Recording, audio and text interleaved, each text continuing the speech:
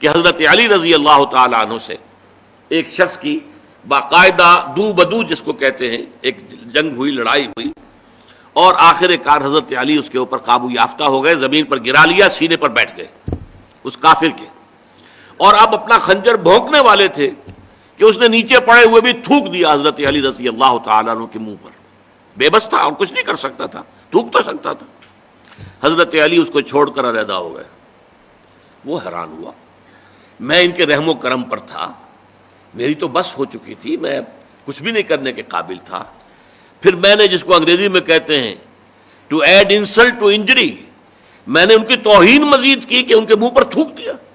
تو اب تو اور زیادہ غصے کے ساتھ چاہیے تھا کہ یہ خنجر جو ہے بھونکتے میرے سینے میں، چھوڑ کے علیحدہ ہو گئے. پوچھا اس نے کہ یہ کیا ماجرا ہے؟ فرمایا دیکھو میری تم سے کوئی ذاتی مخاصمت نہیں، کوئی ذاتی دشمنی نہیں، میں تمہیں اپنی کسی ذاتی